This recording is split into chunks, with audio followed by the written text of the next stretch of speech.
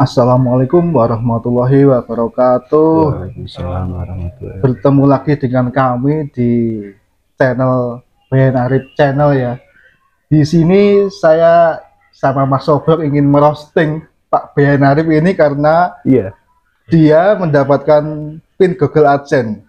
Nah, ini pin yang ditunggu-tunggu para YouTuber sedunia. Indonesia. Ya. Nah, ini sudah didapatkan malam ini sama Pak Bayan Arif. Hanya 3 bulan, Mas. Hanya 3 bulan ya. Nah, kita yang 2 tahun aja masih jong. Nah, Saya jadi lebih kita dari 3 tahun, Mas. masuk Saya 4 tahun belum dapat jadi PIN. kita patut kumpas tuntas bagaimana tip dari Pak Bayan hingga mendapatkan PIN surat cinta AdSense. Pasti juga perjuangannya sangat bisa dikatakan Oh, perjuangannya. berdarah-darah. Ya, gitu harus kita kupas tuntas perjuangan di dunia per-YouTubean Pak Bayan Arif ini dari awal sampai mendapatkan PIN Google AdSense ya.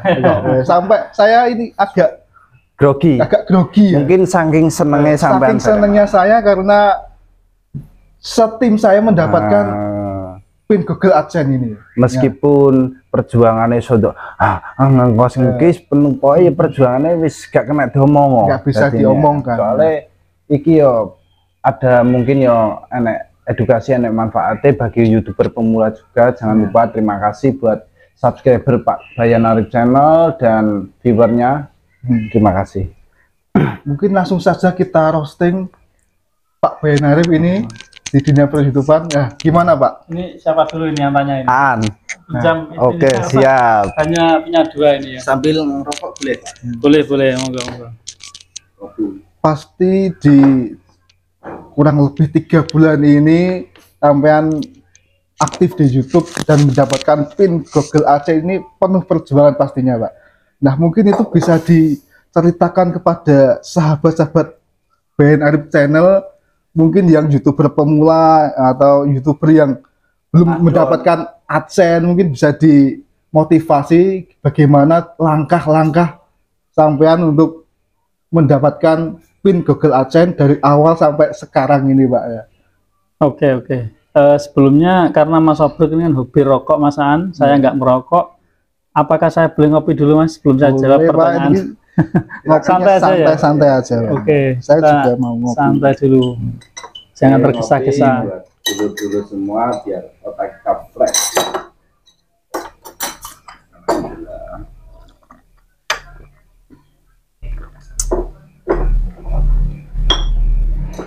Baik Mas Aan, Mas Sobirin, saya akan jawab pertanyaan Mas Aan dulu. Kiat-kiat saya selama 3 bulan ini bermain di dunia YouTube. Sebenarnya bukan 3 bulan Mas, tepatnya ini saya sudah upload di YouTube itu 2 tahun sebenarnya. Banyak video-video saya yang saya hapus karena dulu saya nggak tahu. Ternyata video itu lama pun tetap dihitung jam tontonnya, kemudian jika sudah monetas bisa dapat pendapatan juga dari video lama. Saya belum tahu sampai situ. Kemudian yang saya tahu ini yang jam tonton itu dihitung 1 tahun ke belakang. Nah, ini yang saya hapus itu yang 2 tahun kepungkur, itu yang nggak masuk hitungan jam tonton, itu yang saya hapus. Cuma saya juga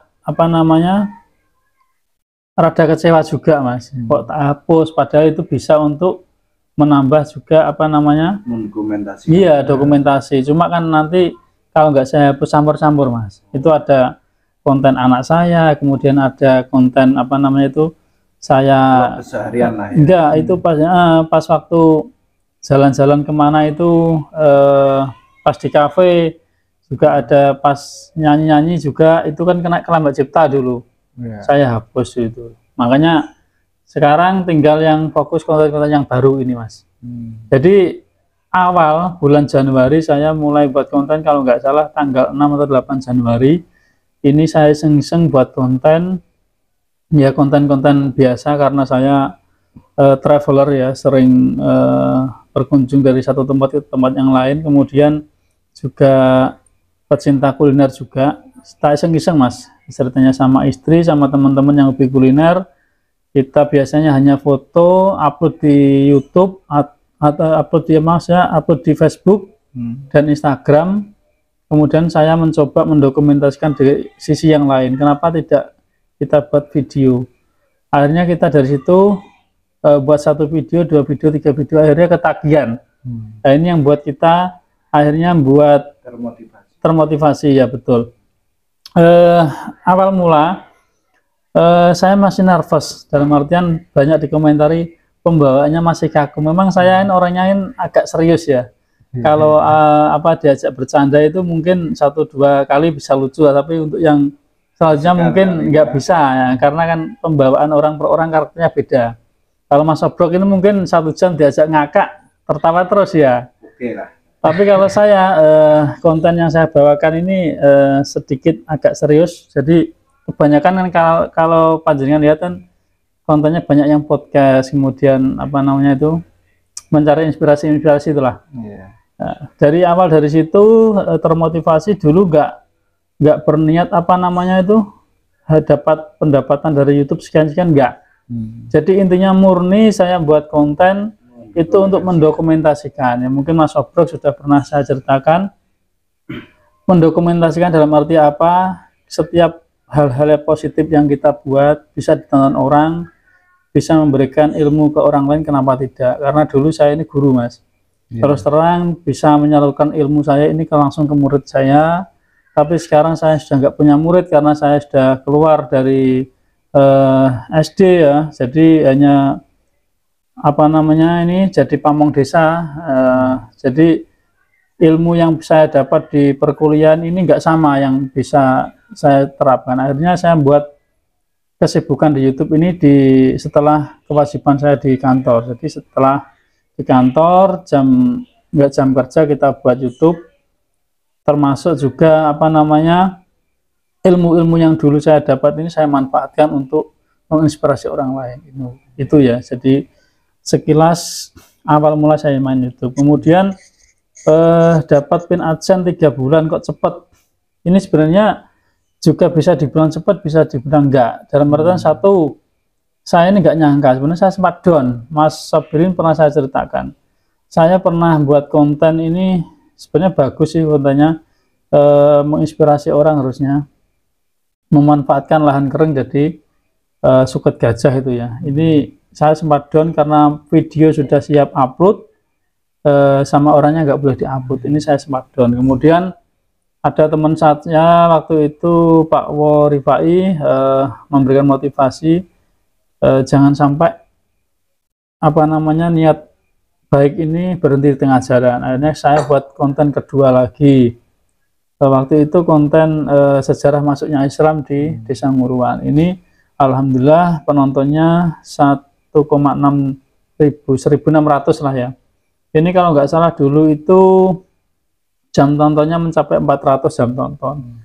400 jam tonton ini yang buat saya semakin semangat. Karena persyaratan monetize ini kan harus 1000 subscriber, Mas ya. Waktu itu saya hanya dapat 600 subscriber, Mas. 600 subscriber itu saya dapat dalam tempo waktu 4-5 hari. Itu karena apa? Setiap kontak yang ada di HP saya sekitar 600. Ini saya inbox semua lewat WA, Mas. Satu persatu. Ini tipsnya ya, mungkin bisa ditiru. Mas atau Pak atau Mbak atau Dek, tolong ini saya punya video ini, tolong di subscribe. Ada yang jawab iya, ada yang nggak jawab. Ini kan karena proses. Kemudian ada yang nggak suka juga, mungkin ya dibuka tok tapi nggak dijawab juga ada. Kemudian HP istri saya semua grup WA isi video itu alamat link, tolong di like dan subscribe. Setelah itu sehari 2 hari itu dapat 300, Mas, awalnya. Sampai hari kelima itu dapat 600. Itu murni dari subscriber alami, Mas ya. Nah, fungsinya apa subscriber alami itu? Suatu saat karena subscriber kita ini orang asli, jadi yang subscribe ini orang, suatu saat dia buka YouTube itu pasti muncul video kita yang pernah ditonton. Paling tidak lewat orang-orang itu saya bisa sampai sekarang ini. Kemudian subscriber yang lain yang 400 sampai sekarang 1500 itu murni, Mas. Dalam artian saya buat konten sebaik mungkin saya buat biar orang itu terinspirasi. Saya sudah tidak dalam artian sudah tidak apa memaksa, Mas. Kalau dulu kan tolong berarti kan ada pemaksaan ya, tapi sekarang tidak. Mau dia suka konten saya, mau tidak, monggo. Kalau suka silahkan di subscribe, tidak pun di unsub nggak masalah. Saya tidak memaksa. Karena apa ya? Karena suatu hal yang terpaksa ini pasti akan buat kita kecewa nantinya ya. Itu untuk subscribe. Jadi saya mainnya nggak sub for sub juga pernah, Mas. Tapi nggak efektif, dalam artian dari 10 orang atau 100 orang yang sub for sub, setelah kita sub pakai akun utama, dia balas jarak 2-3 hari itu kita di unsub, Mas. Itu kan kelihatan. Padahal kita bener-bener subscribe dia, tapi dia unsub kita, itu kelihatan, Mas. Itu yang nggak saya sarankan sekarang. Unsub, sub for sub itu sudah nggak zamannya lah. Kemudian saya dipertemukan dengan teman-teman subscriber atau YouTuber Tuban ya. Dalam hal ini teman-teman yang solid. Satu, kenapa saya bilang solid? Rasa kekeluarganya tinggi. Setiap video yang kita share pasti ditonton, gantian menonton. Ini yang bagus rating kita. Selain menambah jam tonton juga retensinya bagus berkat teman-teman ini. Kemudian kita bisa sharing-sharing. Akhirnya ada satu video saya ini yang direkomendasikan oleh YouTube sebelum monetas, Mas ini. Sebelum monetas ini ada Tanah Zawi. Tanah Zawi ini kurang lebih 4.000 jam tonton kalau nggak salah, 3.000 atau 4.000. Kemudian yang Tugu di Bulung itu 2.000 sampai 3.000 lah. Nah, berkat video-video itu saya bisa monetas, Mas. Termasuk yang memotivasi saya ini video sejarah masuknya Islam. Ini 400 jam tonton. Bayangkan saya bisa membuat 10 video serupa yang bisa ditonton atau mendapatkan 400 jam tonton, langsung monetas, Mas. Nggak perlu banyak video, tapi buat 10 video yang berkualitas bisa 4.000 jam tonton. Ini syaratnya monetas. Kemudian 1.000 subscriber saya anggap mudah tadi ya. Triknya tadi, kalau 4.000 jam tonton ini yang banyak sekali kesulitan teman-teman itu. Karena dia ngitungnya YouTube itu 1 tahun ke belakang. Ini. Kemudian saya pakai motivasi itu, bayangkan satu video aja 400 jam tonton. Meskipun banyak video saya yang lain itu hanya paling 50 jam tonton, 15 jam tonton, nggak sampai ratusan. Karena itu tadi direkomendasikan YouTube, maka retensinya bagus. Dan itulah istilahnya Mas Obrok meledos. Itu yang jadi motivasi saya monetas. Kemudian awal monetas tanggal 21, Mas, 21 Maret saya dapat 18 Maret sebenarnya 18 Maret saya dapat email bahwa itu juga nyangka ternyata saya ini hanya kurang 400 jam tonton. Pada saat itu saya mendatangkan bintang tamu yang lagi hit di Tuban, Mas Asmara Cinta. Di sosial media di Facebook itu. Miot gitu ya. Kalau sampai mengikuti Miot itu atau pasti tahu. Itu saya datangkan itu, saya ajak ke tempat wisata Gunung Anyar itu lumayan. Itu hampir 400 jam tonton. Nah, itu yang membuat semakin termotivasi YouTube lagi. Saya ini dimonetisasi. Berkat video itu. Karena kan tadi sudah saya bilang, buatlah video itu yang bermanfaat. Satu, kemudian yang bisa tadi loh, meledos tadi loh.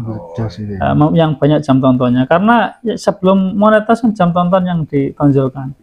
Ya toh? Ini subscribe dan jam tonton itu utama. Tanggal 18 saya ajukan, tanggal 21 di ACC.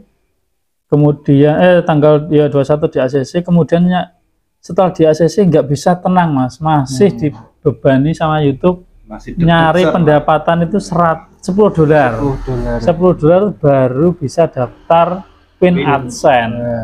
Waduh, perjuangannya saya kira YouTube itu dapat pendapatan banyak. Ternyata biaya buat konten, satu buah konten ini lah banding 10 dengan pendapatan YouTube. Satu video saya lihat cuma 5.000, ini real, 6.000, 10.000. 10.000 itu pun yang berdos mas, kalau nggak berdos ya paling mentok 6.000 10.000 lah, itu satu video. Dari itu saya buat konten sama Mas Obrok dan teman-teman ya, masih ingat buat konten ini yang bisa meningkatkan pendapatan. Caranya apa ya? Nyari yang durasinya lebih dari 8 menit, karena kalau 8 menit kan bisa dimitrol, iklannya itu bisa ditaruh di tengah, di ujung itu bisa mas. Tapi kalau di bawah 8 menit nggak bisa, itu otomatis cuma 1 iklan Mbak ya, kalau di bawah 8 menit 1 sampai 2 iklan toh. Maka itu saya tanggal berapa 21 Maret tadi kan Februari ya, 21 Februari itu dimonetize, diterima monetis saya 21 Maret pas genap 1 bulan, berarti 21 Maret saya mengajukan AdSense. Jadi 1 bulan saya dapat $10.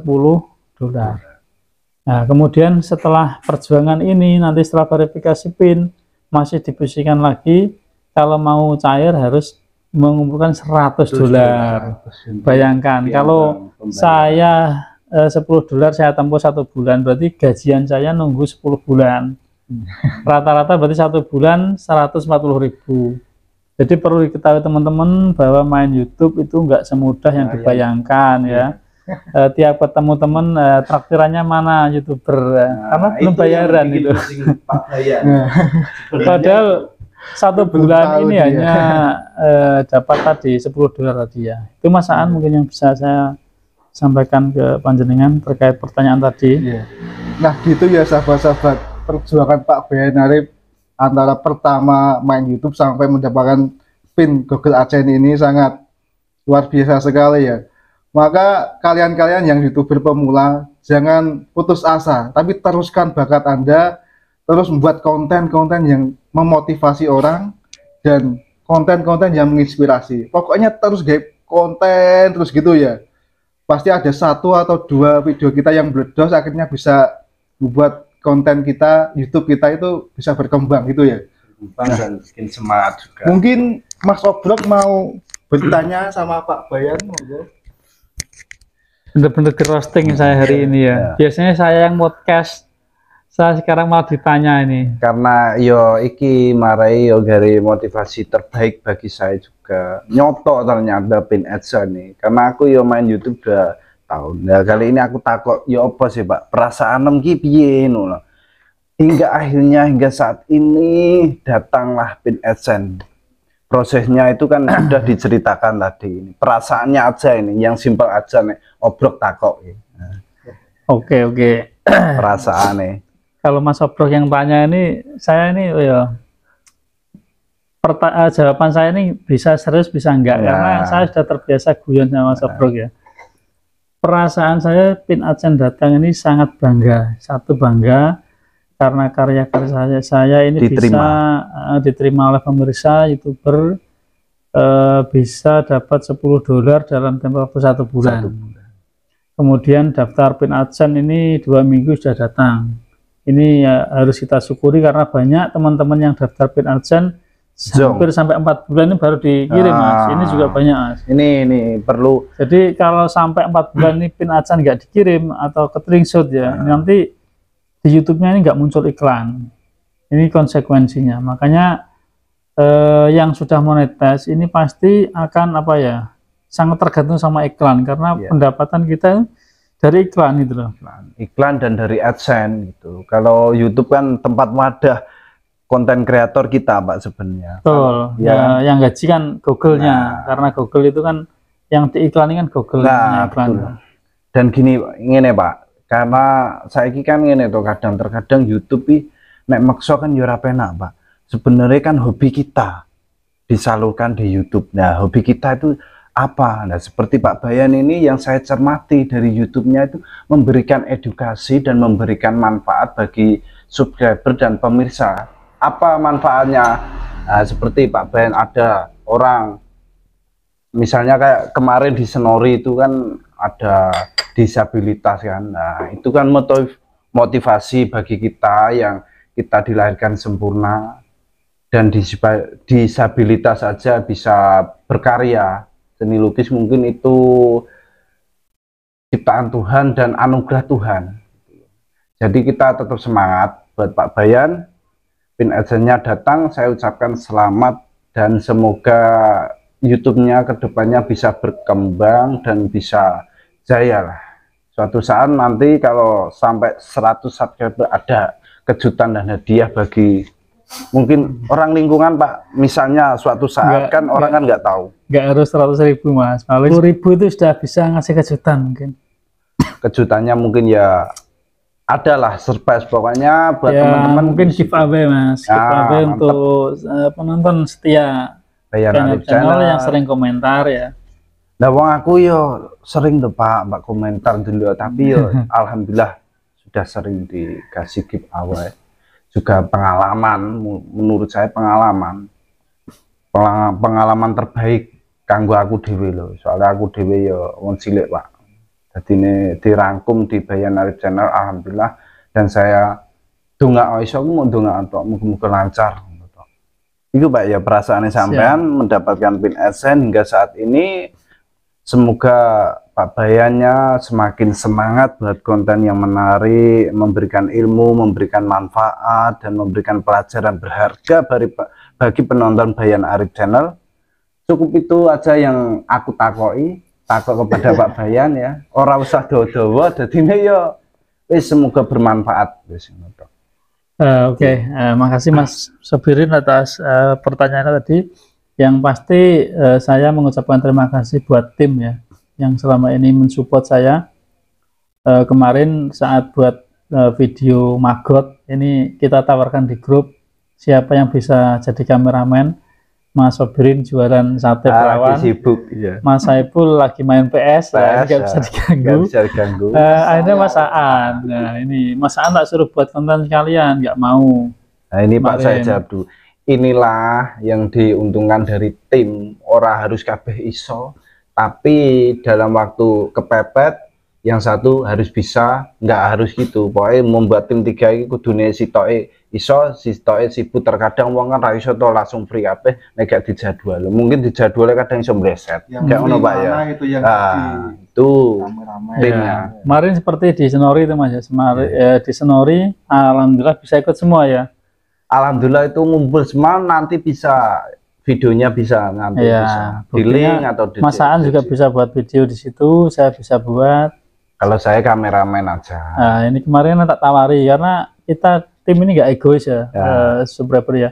Tim ini kita bentuk saling support. Misalnya Mas Sobirin mau buat konten, kita siap mensupport. Misalnya mau pinjam tripod atau pinjam apa namanya clip on atau wireless mic ini bisa ya. Kemudian Mas Aan misalnya saya ngeliput misalnya apa namanya Magot, dia mau ikut buat konten silahkan, kan nggak masalah.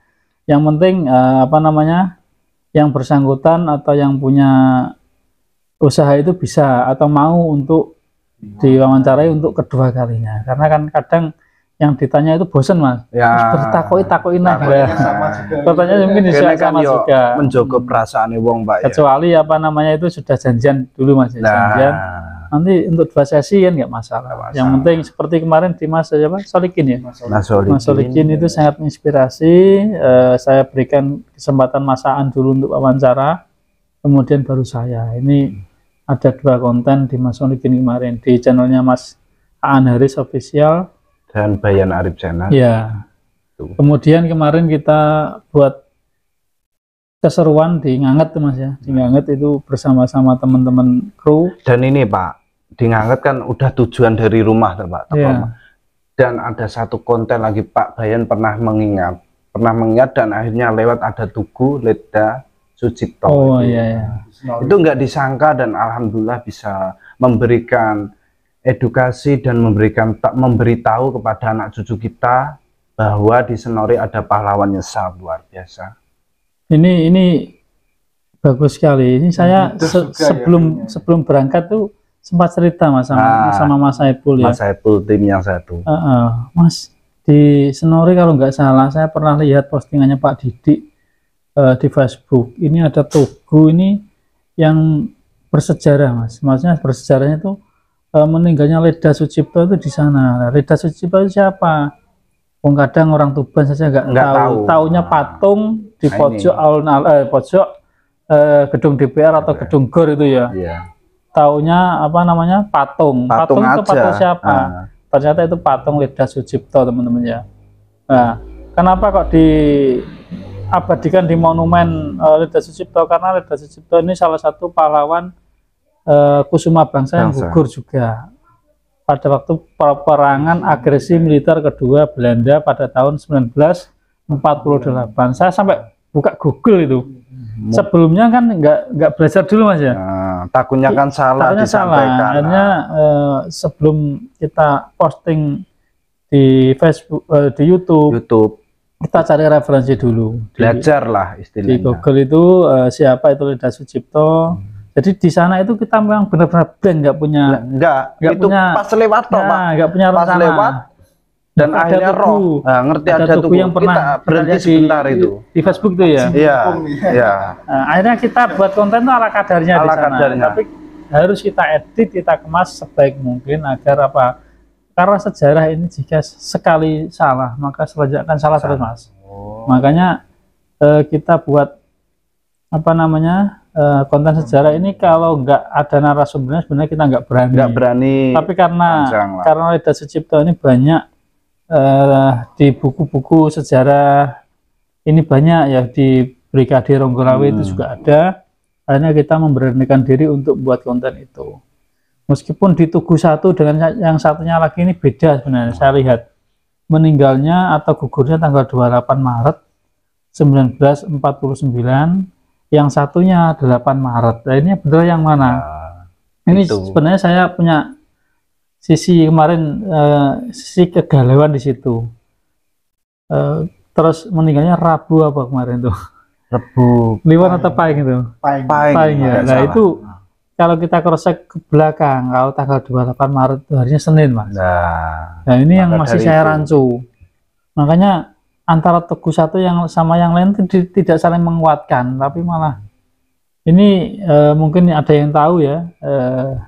Leda Sujipto ini kalau gugurnya tanggal 28 atau tanggal 8, kemudian kalau tanggal 28 ini kalau nggak salah saya cek di kalender itu nggak Rebu harinya, tapi Senin Mas. Oh Senin Pak. Senin. Tapi karena kalau di Tugu kemarin kan ora Senin Pak, Rebu. Makanya itu karena pada saya pernah baca itu di buku Brigade apa namanya Ronggolawe itu awal mula peperangan kan tanggal 21 kalau yang Leda Sujipto tanggal 21 Maret itu hari Senin.